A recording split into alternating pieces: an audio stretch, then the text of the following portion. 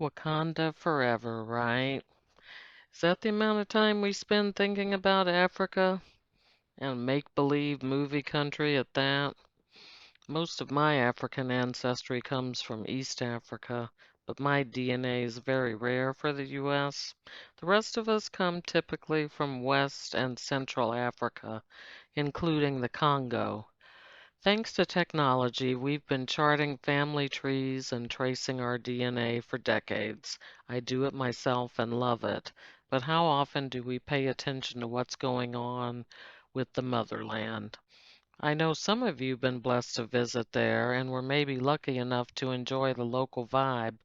I'm sure you left full of pride, enthusiasm, and awe.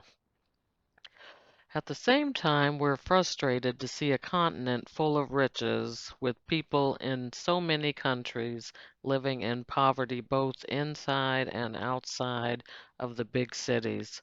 The political instability and corruption drives us crazy and makes us want to throw up our hands. But right now, there's a human rights crisis that we must not only pay attention to but act on. How embarrassing it will be if we wait for another white activist slash musician to draw global attention to the plight of our people. Since 2009, China has quietly been investing in African cobalt mines in the Democratic Republic of Congo, or the DRC. Long before the rest of the world, the Chinese recognized that if we wanted an alternative to fossil fuels like oil and coal, that cobalt would be key in powering electric vehicles and cell phones.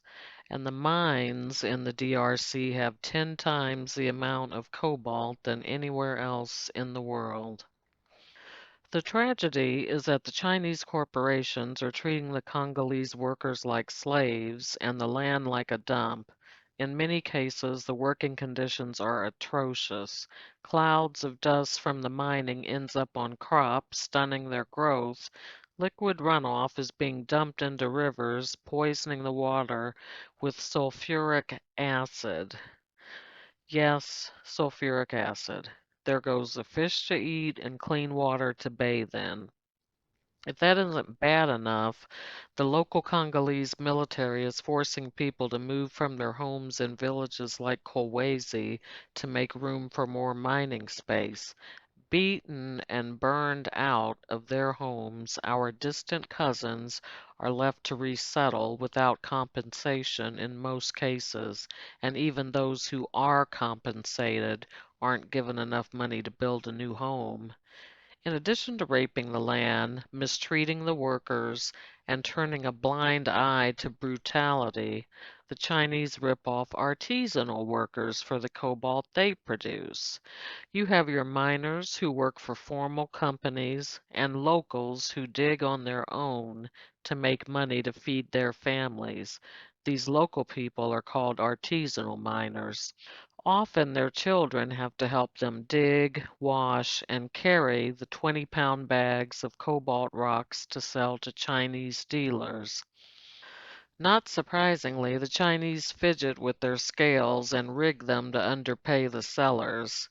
Sometimes they'll insist a 20-pound bag weighs only 10 pounds. It's disgusting. Of course, the artisanal miners don't trust them, but the Chinese, the same people poisoning their food and water, are the only option.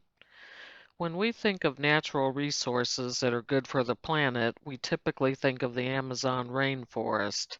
However, Kenya holds more carbon reducing trees than the Amazon. Still, Africa doesn't receive the credit it deserves for being a carbon sink. This means that the national debt for a country like Kenya isn't valuated fairly.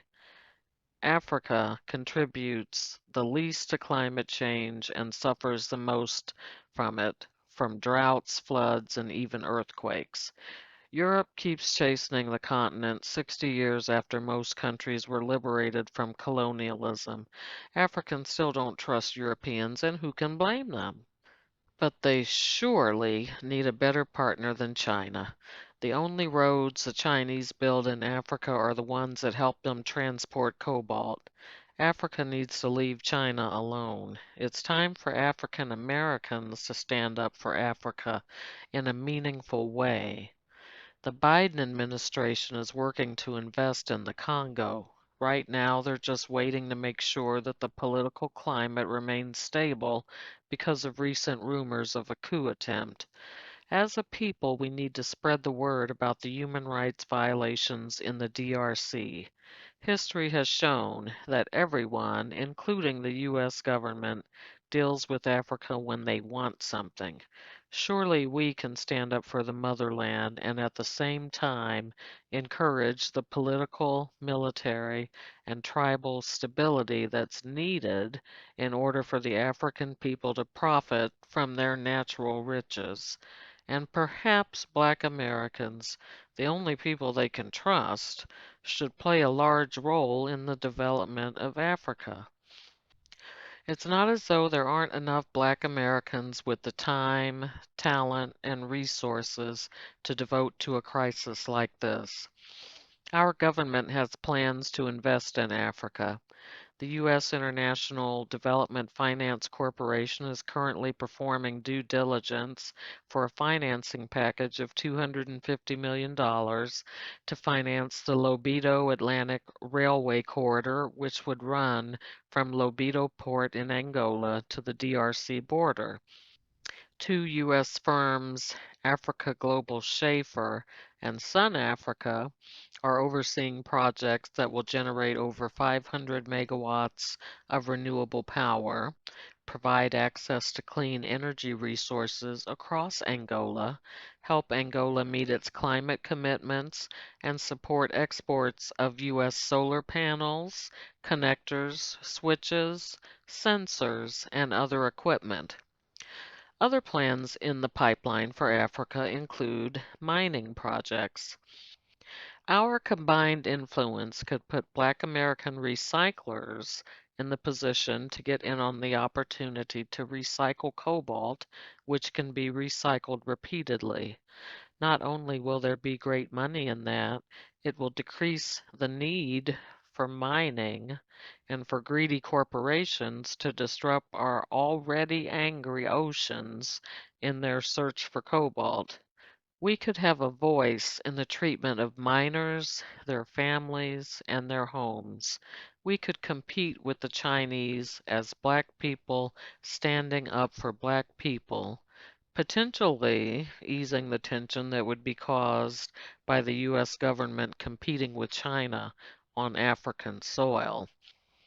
And if we gain the trust of our African cousins, there's no limit to the good we could do by exchanging ideas and setting standards and practices. Honestly, I think we're the only ones collectively who could and should stand up for African countries wanting to develop. We could help each other to create generational wealth. The rest of the world just wants to steal. Thank you for visiting my channel. I hope my ideas resonate with you. If so, please like and subscribe. It's free to do so, and it's anonymous unless you're also a YouTube content creator. Thanks again, and enjoy your day.